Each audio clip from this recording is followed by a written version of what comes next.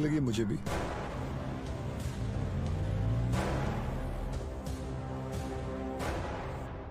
तुम दोनों यही पार्किंग लॉट में रुको, मैं भी आता हूँ। पार्किंग लॉट में क्यों? मुझे कुछ काम है। Surya, what's wrong? Are you hiding something? ऐसी कोई बात नहीं है। Watch out! सूर्यवंशी, पीछे ले, पीछे ले।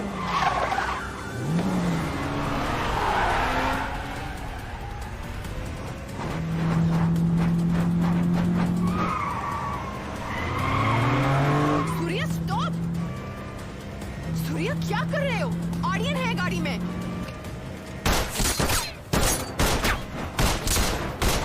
तुझे आयचा घोप कुत्र्या।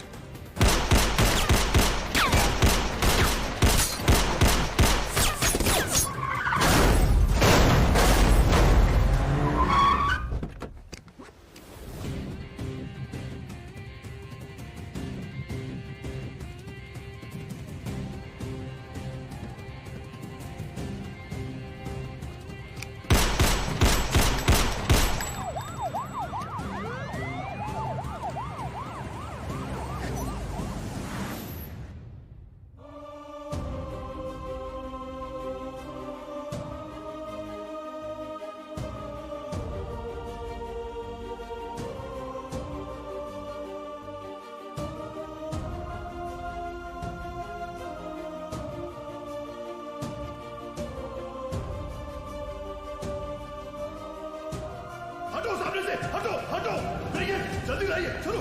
Everybody out of the way, move move, Aryan, get out of the way, out, हटो। डॉक्टर साहब जल्दी आइए, बस ये चाहिए ले जाइए। सर आप रुक जाइए, जल्दी रुक जाइए sir. Stop, Riya. Sir, please allow me. You can't operate your own blood. You know that. Sir, And I he's a have to go in. No, I can't allow you inside.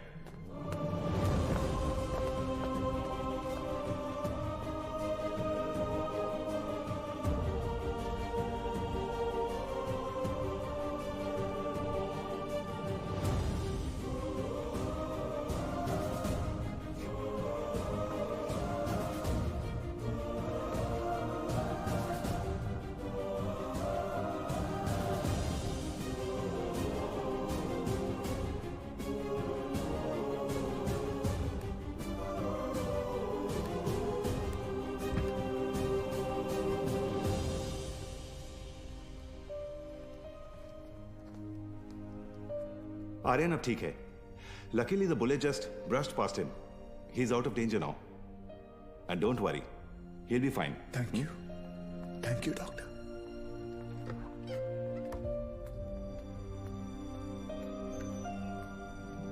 Riya,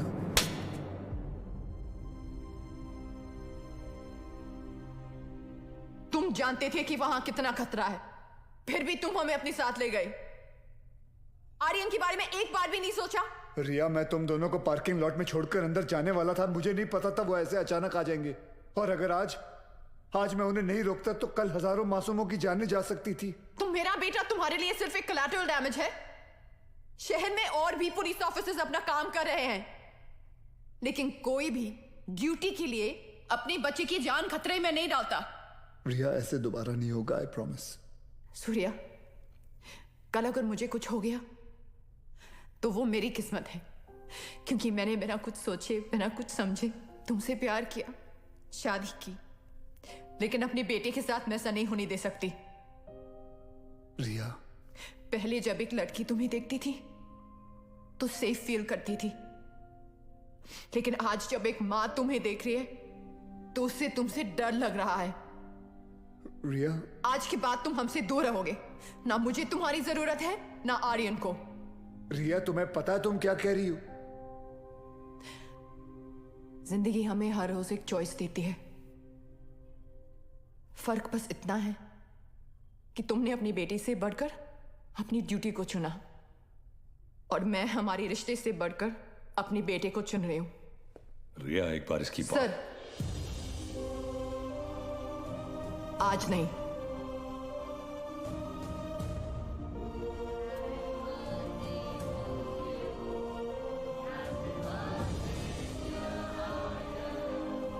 Happy birthday to you.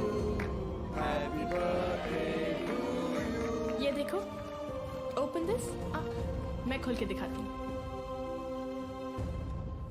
Thank you.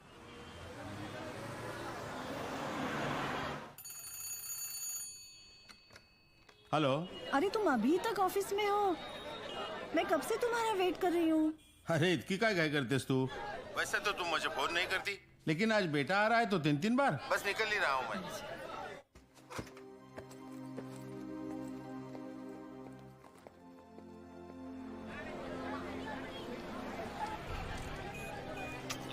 अहो किती वेळ लावला तुम्ही. बरं चल आता. हे घ्या. आपको पता है ना घर में और कितने काम बाकी है. क्यों परेशान हो रही हो? जानता हूँ तुम वीर को बहुत मिस करती हो. अब कुछ दिन यही हमारे पास रहेगा वो. 12 मार्च 1993 मुंबई में 12 अलग जगहों पे बॉम्ब ब्लास्ट हुए. पहली बार देश ने ऐसा आतंकी हमला देखा और इन ब्लास्ट ने मुंबई पुलिस और आम आदमी को उस चीज से वाकिफ करवाया जिसने हिंदुस्तान को हिला कर रख दिया. RDX. मुंबई पुलिस इस केस पर दिन रात काम करती रही और जिस ऑफिसर ने कई सस्पेक्ट्स को अरेस्ट करके सिर्फ 48 घंटों में इस केस को सॉल्व किया वो थे इंस्पेक्टर कबीर शुरफ. मगर सर सुनने में आ रहा है इस ब्लास्ट के पीछे मास्टरमाइंड बिलाल अहमद और टाइगर इंडिया छोड़ के जा चुके हैं. जर्नलिस्ट की ये खबर बिल्कुल सही थी. ब्लास्ट से 2 दिन पहले टाइगर और बिलाल देश छोड़कर भाग चुके थे. टाइगर ईरान चला गया और बिलाल अहमद POK उमर हफीज के पास. उमर हफीज ISI के सारे गैर कानूनी काम करता था और 93 ब्लास्ट के बॉम्बर्स को एक्सप्लोजिव बनाने की ट्रेनिंग भी उमर के जरिए ही दी गई थी. हमने ये भी सुना है कि मुंबई में 1000 किलो RDX लाया गया था जिसमें सीरियल ब्लास्ट में सिर्फ 400 किलो यूज हुआ है और 600 किलो अब भी मिसिंग है. क्या ये इन्फॉर्मेशन सही है? किसी को नहीं पता था कि इन्फॉर्मेशन सच थी या एक अफवाह, मगर सिर्फ कबीर शुरफ जानता था कि वो 600 किलो RDX इंडिया में ही कहीं दफन है और उसे दफन करने वाला कोई और नहीं बिलाल अहमद है.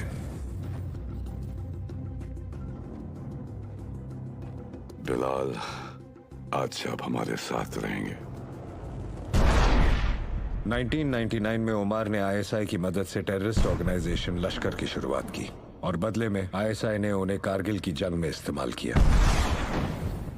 मगर जंग के दौरान उमर का बड़ा बेटा इमाद हफीज इंडियन आर्मी के हाथों मारा गया.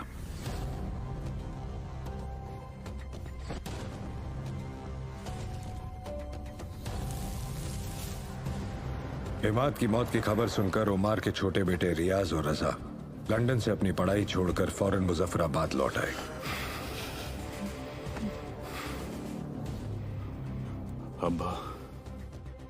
अब हम वापस नहीं जाएंगे.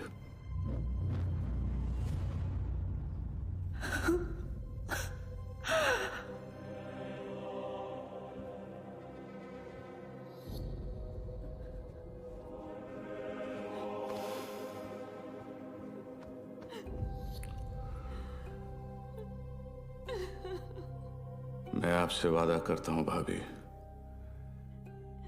कि सरहद पार कोई भी महफूज नहीं रह पाएगा. 1 हफ्ते बाद मोहाली में इंडिया और पाकिस्तान का क्रिकेट मैच है और आप सभी का इंडिया जाने के लिए 2 दिन का वीजा इशू किया जा चुका है. आप सब इंडिया जाएंगे जरूर पर कभी वापस नहीं लौटेंगे. वहाँ मेरा एक दोस्त है कादर उस्मानी. उसने आप सब के लिए अलग अलग शहर में रहने और काम करने का इंतजाम किया है. थे तो ये सारे पाकिस्तानी, लेकिन इंडिया में हिंदुस्तानी पहचान के साथ आम आदमी की तरह जिंदगी बिता रहे थे. ये हमारे आसपास हर जगह मौजूद थे और कोई भी हो सकते थे. शायद आपकी बिल्डिंग का वॉचमैन या फिर आपके ऑफिस में काम करने वाला एक एम्प्लॉय. इन्हें पहचानना और पकड़ना पुलिस के लिए बहुत मुश्किल था क्योंकि जब तक इनका कमांडर इन्हें ऑर्डर ना दे तब तक ये किसी को कोई तकलीफ नहीं पहुंचाते थे. आज के बाद आपका सिर्फ एक ही कांटेक्ट होगा, आपका एरिया कमांडर इन चीफ रियाज.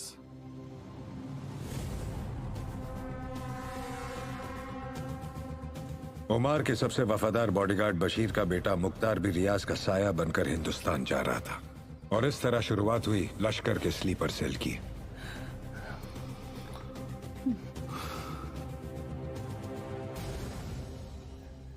मैंने और रजा चाचू ने अपनी जिंदगी के सबसे बेहतरीन साल लंदन यूनिवर्सिटी में गुजारे हैं.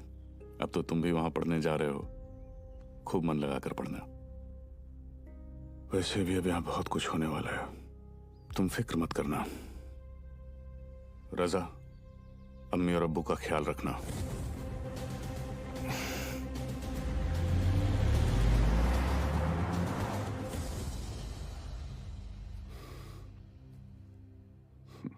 क्या सोच रही हो? सोच रही हूँ कि ये सब कब खत्म होगा। ये सोचना चाहिए कि इसकी शुरुआत कहां से हुई। 60 साल पहले कुछ जाहिल और सियासत के लालची लोगों ने मजहब के नाम पर बंटवारा किया। उसकी सजा मिली हम जैसे लोगों को। खानदान को धक्के मारकर अपने घर से, अपने मुल्क से निकाल दिया गया।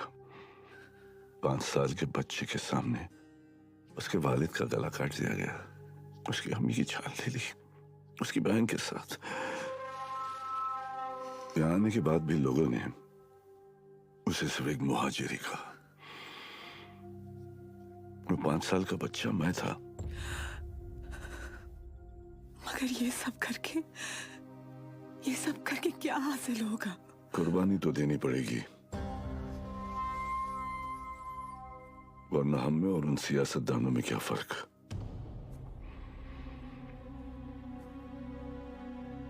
हिंदुस्तान ने मेरी किस्मत बदली। अब मैं हिंदुस्तान की किस्मत पलट दूंगा। अगर हमारे बुजुर्गों ने इस बात पर अमल किया होता तो उनकी गलतियों का हर्जाना आज हमें नहीं भरना पड़ता।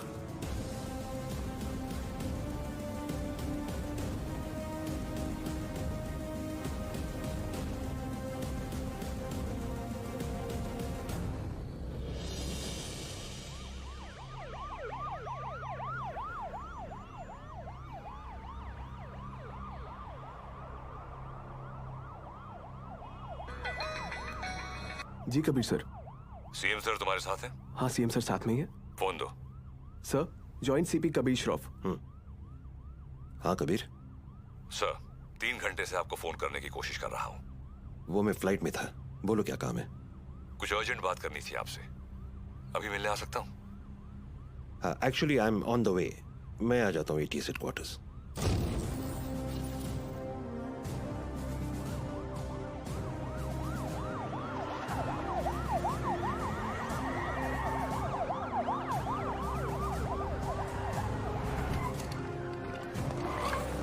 कबीर, जब जब मुझे एंटी टेररिज्म स्क्वाड से आधी रात को फोन आया, अगली 4 रातें मैं ठीक से सो नहीं पाया हूं। In that case you won't be disappointed, sir.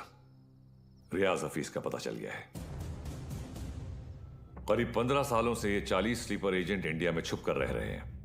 Investigation के बाद पता चला कि जो 2 सस्पेक्ट्स मारे गए वो किसी राजबीर राठौड़ नाम के होटेलियर से मिलने अक्सर जैसलमेर जाया करते थे। This is Rajbir Rathore sir. ये राजबीर राठौड़ और कोई नहीं, लश्कर चीफ उमर हफीज का बेटा है। रियाज हफीज। फौरन अपनी टीम जैसलमेर भेजो and arrest this bastard. I am sorry sir, but permission के लिए रुकने का वक्त नहीं था। टीम ऑलरेडी जैसलमेर के लिए निकल चुकी है। And who is leading the team? Suryavanshi, Veer Suryavanshi. वो पागल?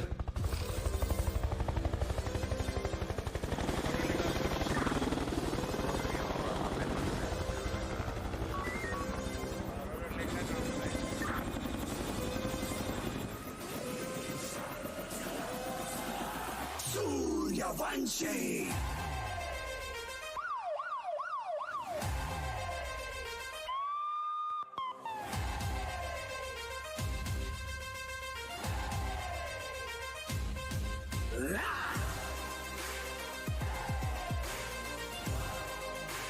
Suryavanshi!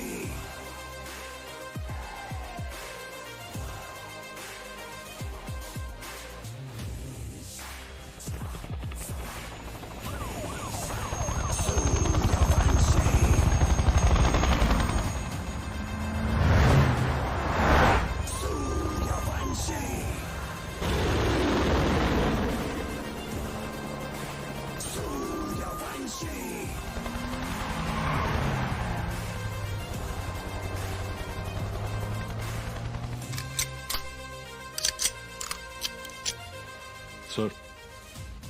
Thanks Balwan. Sir Balwan नहीं सर, विवान। इतने सालों में 2 चीजें नहीं बदली सर, आपकी हेयर स्टाइल और नाम बोलने की आदत।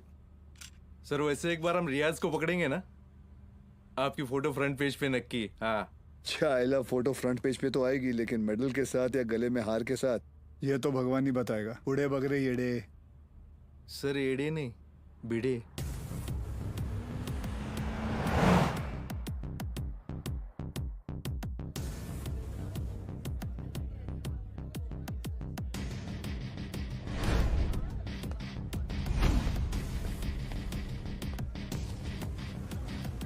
कैश बैंक भेज दिया? जी मैम। आई मस्ट से कि पूरे जैसलमेर में मैंने इतना अच्छा खाना नहीं खाया। Thank you very much. आप यहाँ की ओनर हैं? जी, ये रेस्टोरेंट में और मेरे हस्बैंड चलाते हैं। Oh okay. राजवीर, क्या हुआ? ये कह रही हैं कि इन्हें हमारे रेस्टोरेंट का खाना बहुत पसंद आया। बहुत। Thank you. उम्मीद करता हूँ आप यहाँ दोबारा जरूर आएंगी। जरूर आऊंगी। क्या मैं आप लोगों के साथ एक सेल्फी ले सकती हूँ? Sure. Thank you so much. Thank you.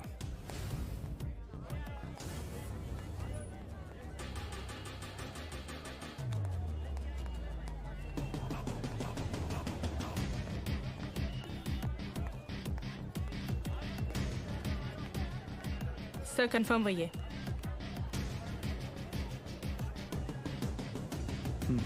Local police को इतला कर दो। Yes sir.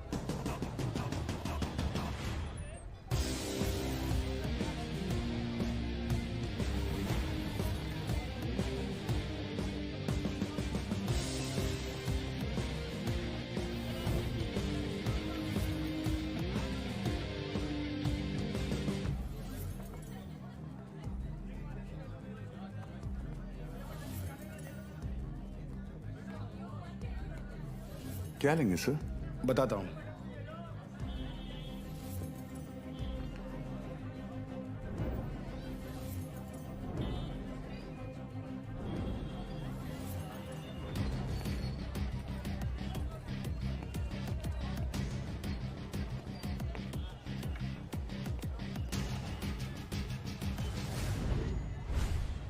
आरपीजी।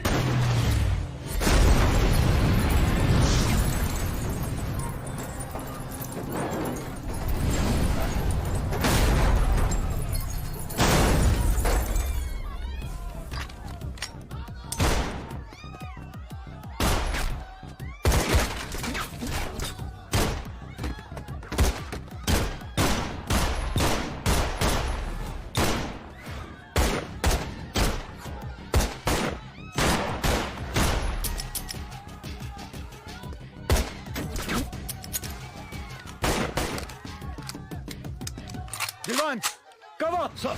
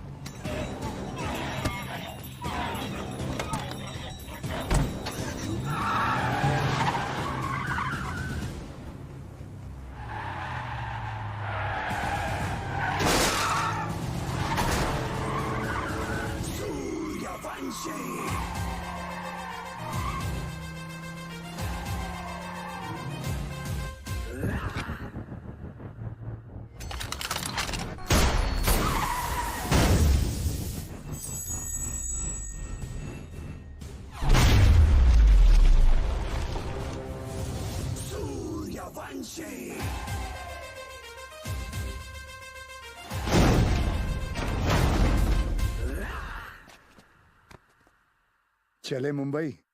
हाँ।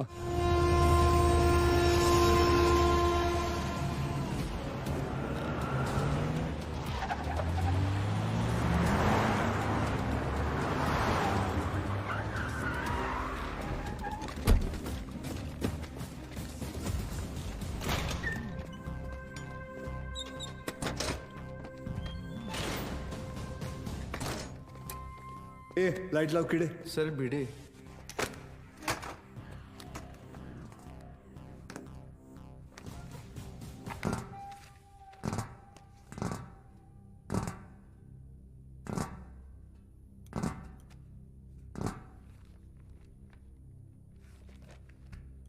सेंट्रल एजेंसी के हिसाब से तुम लश्कर चीफ उमर हफीज के बेटे हो। 2007 में इंडिया पाकिस्तान का क्रिकेट मैच देखने तुम पाकिस्तान से मोहाली टूरिस्ट वीजा पर आए थे, मगर वापस नहीं गए। पिछले 13 साल से तुम यहाँ राजवीर राठौड़ के नाम से रह रहे हो और एक इंडियन लड़की ज्योति गुप्ता से तुमने शादी की। सेंट्रल एजेंसी की रिपोर्ट में तुम्हारा इन्वॉल्वमेंट 2011 मुंबई ट्रेन ब्लास्ट, उसके बाद पुणे बेकरी